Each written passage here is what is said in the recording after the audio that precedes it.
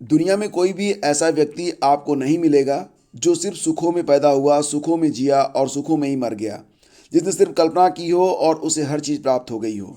संघर्ष मानव जीवन का एक अभिन्न हिस्सा है। दुख हमारे जीवन में आते जाते रहते हैं। मुश्किलों को देखकर अगर आप भागते हैं तो मुश्किलें आपका पीछा करती हैं, बिल्कुल श्वान की तरह, कुत्तों की तरह। लेकिन जब आप उनके सामने खड़े हो जाते हैं, जब आप उनका पीछा स्वयं करने लगते हैं, तो वो दुम दबा के निकल जाती हैं। इसलिए फ्रेंड्स, आपके सामने स्थितियाँ कितनी भी बुरी क्यों ना हो, ये मैं यकीन मानकर चलिए कि आप में वो क्षमता है। आप उन स्थितियों के पार जा सकते हैं, उन पर काबू आप प्राप्त कर सकते हैं। तारीख आज की 12 दिसंबर है। आइए शुरू करते हैं आज के दैनिक रोजगार समाचार। न्यूज़ कई सारे हैं, बहुत सारी खबरें हैं छोटी छोटी, लेकिन शुरुआत करेंगे और चलेंगे धीरे धीरे आगे। सीबीआई को ओएमआर सीट बदलने के मिले सुराग। देखो, मामला काफ़ी पुराना है, लेकिन मामला है तो है। अब देखो, उत्तर प्रदेश लोक सेवा आयोग की आरओ एआरओ की परीक्षा हुई थी 2013 और 2014 में। उसमें धांधली के सुराग मिल रहे हैं। सीबीआई की ओर से शिकायतकर्ताओं के बयान दर्ज किए जा रहे हैं और आयोग के तत्कालीन कर्मचारियों से भी पूछताछ की जा रही है। उन्हें कैंप कार्यालय बुलाया गया है। कुछ चयनितों को दिल्ली भी तलब किया गया है। सीबीआई मामले में एफआईआर दर्ज कराने की तैयारी में है। आरओ एआरओ परीक्षा 2013 का परिणाम 8 अगस्त 2015 को जारी किया गया था, जिसके तहत 505 पदों पर भर्ती की गई थी। आरओ एआरओ 2014 का परिणाम 28 नवंबर 2016 को जारी किया गया और इस परीक्षा के तहत कुल 426 पदों पर भर्ती की गई। अभ्यर्थियों ने आरोप लगाए थे कि परीक्षा के बाद कई ओएमआर सीट बदल दी गई और परिणाम से छेड़छाड़ की गई। सीबीआई ने प्रारंभिक शिकायत के आधार पर जांच शुरू की थी। सूत्रों का कहना है कि जांच के दौरान सीबीआई को दोनों परीक्षाओं में ओएमआर सीट बदलने के सुराग मिले हैं और इसी आधार पर अब शिकायतकर्ताओं के बयान भी दर्ज हो रहे हैं। सीबीआई की टीम गोविंदपुर स्थित कैंप कार्यालय में लौट आई है और वहां हलचल बढ़ गई है। शिकायतकर्ताओं के बयान दर्ज किए जा रहे हैं। साथ ही आयोग के तत्कालीन कर्मचारियों को भी पूछताछ के लिए कैंप कार्यालय बुलाया गया है। तो मामला यूं है कि 2013 और 2014 की समीक्षा अधिकारी, सहायक समीक्षा अधिकारी परीक्षा में कुछ धांधलियों के संकेत मिले थे और अब संदेह जो है वो गहराता जा रहा है। फिलहाल फ्रेंड्स, यहाँ पर सीबीआई की टीम आयोग की परीक्षाओं की जांच पिछले 5 सालों से कर रही है। कुल 600 भर्ती परीक्षाओं की जांच की जा रही है। 5 वर्षों में पीसीएस 2015, एपीएस 2010 के मामले में 2 एफआईआर भी दर्ज हुई। यहाँ पर देखो तो अगर इसी रफ्तार से जांच चली, ऐसा कहना है प्रतियोगी छात्र संघर्ष समिति के अध्यक्ष अवनीश पांडे का, तो न्याय मांगने वाले अभ्यर्थियों की उम्र निकल जाएगी और होगा कुछ नहीं।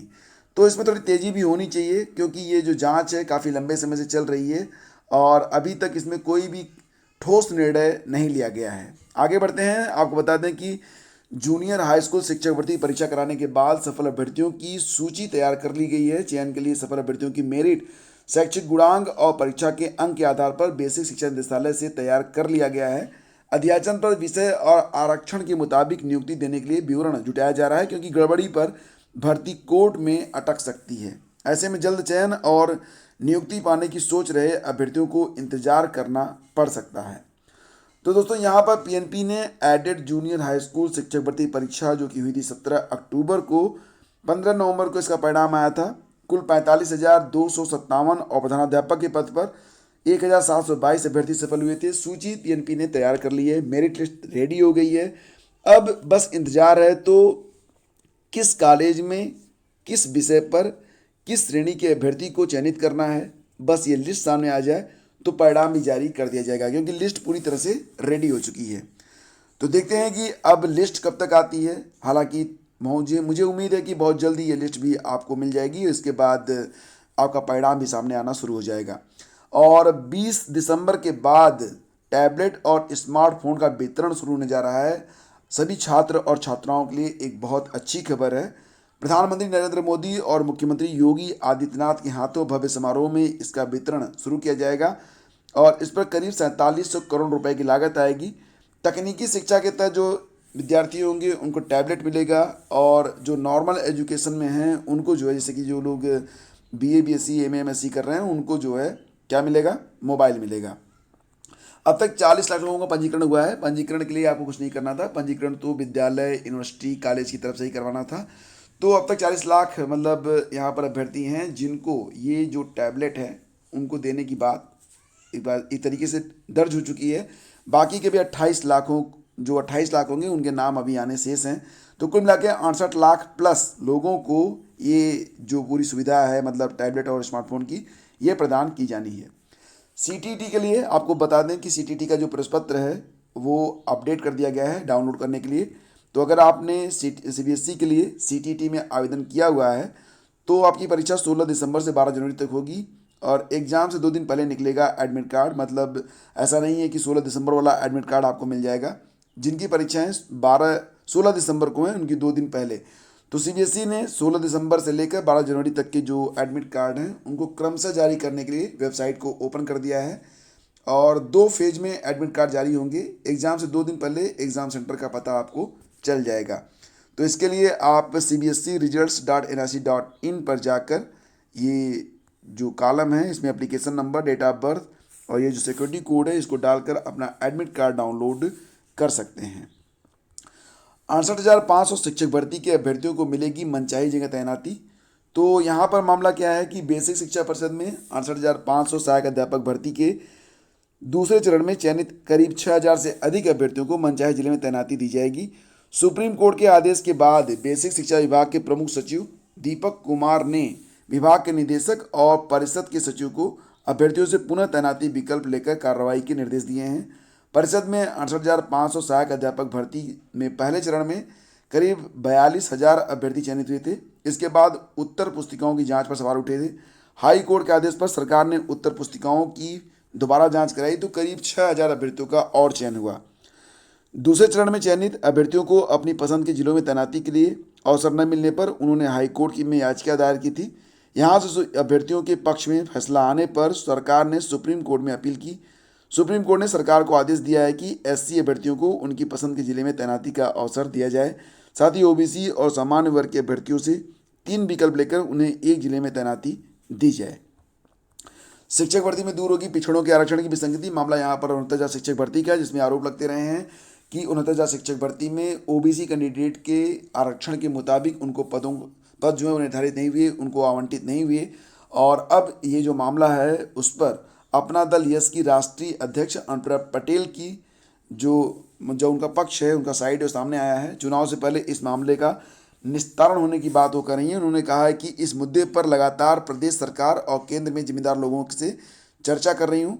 भाजपा नेतृत्व की ओर से आश्वासन भी मिला है कि पिछड़ों को उनका हक दिया जाएगा। विधानसभा चुनाव से पहले ही मामले का परीक्षण करा के समाधान कर दिया जाएगा। और भर्तियों के इंतजार में हो गए सीनियर से जूनियर। मामला 2011 और 2013 की भर्तियों का है। प्रधानाचार्य 2011 और 2013 के साथ टीजीटी जीव विज्ञान 2011 की भर्ती भी अभी तक पूरी नहीं हुई है। तो यहाँ पर इन भर्तियों को 2022 से पहले पूरी करने की बात कही जा रही है। आपको पता ही होगा कि पीजीटी 2021 की भर्तियाँ हाल ही में पूरी हुई हैं, लेकिन वर्ष 2011 और 2013 की तमाम भर्तियाँ अभी तक फंसी हुई हैं।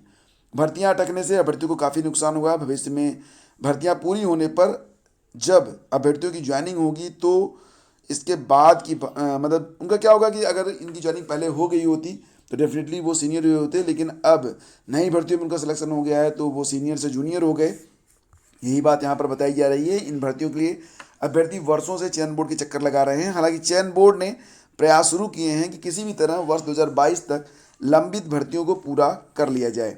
चयन बोर्ड ने वर्ष 2021 में टीजीटी के विभिन्न विषयों के लिए आवेदन दिया था। लिखित परीक्षा के बाद साक्षात्कार हुए और परिणाम भी आ गए, लेकिन टीजीटी जीव विज्ञान 2011 की लिखित परीक्षा का परिणाम घोषित नहीं हुआ।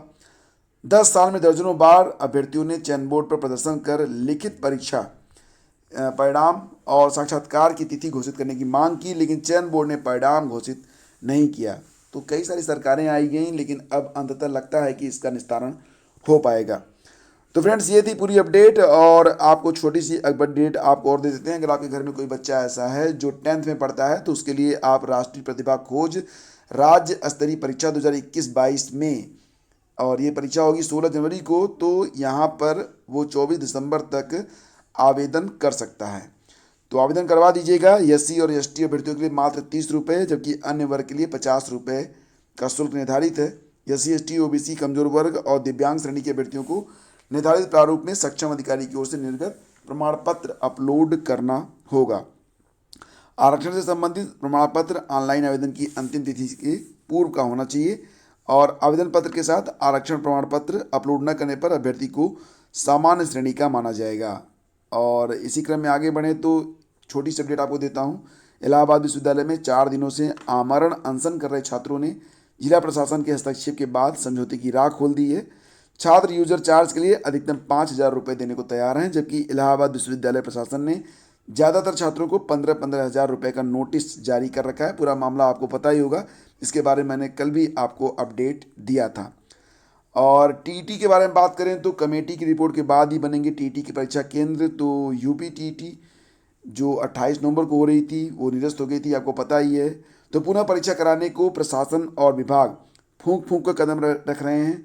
प्रमुख सचिव प्रशासन ने सभी जिलाधिकारियों को पत्र भेजकर पूर्व प्रस्तावित परीक्षा केंद्रों का परीक्षण कराने का निर्देश दिया है।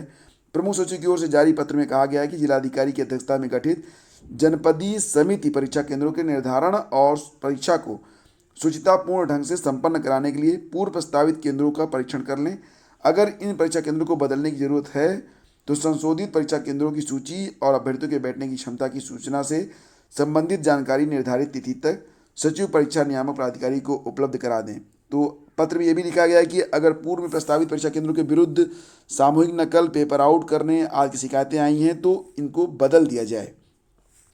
और फ्रेंड्स, दरोगा भर्ती की जो उत्तर कुंजी है वेबसाइट पर आ चुकी है। 9,500 से अधिक पदों पर भर्ती के लिए परीक्षा की उत्तर कुंजी पुलिस भर्ती और प्रोन्नति बोर्ड की वेबसाइट पर अपलोड कर दी गई है। बोर्ड ने इस पर 16 दिसंबर रात 12 बजे तक आपत्तियां मांगी हैं। बोर्ड की ओर से बताया गया है कि 12 नवंबर से 2 दिसंबर के बीच 3 चरणों में हुई परीक्षा की उत्तर कुंजी पर किसी प्रकार की आपत्ति है तो अभ्यर्थी इसे दर्ज करा सकते हैं।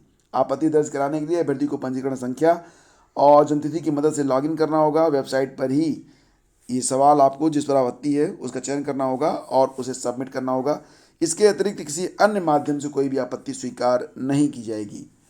तो दोस्तों, ये थी आज की सारी updates. Thank you so much, आपने पूरा साथ दिया मेरा। आपका बहुत बहुत धन्यवाद। Have a great day. जय हिंद।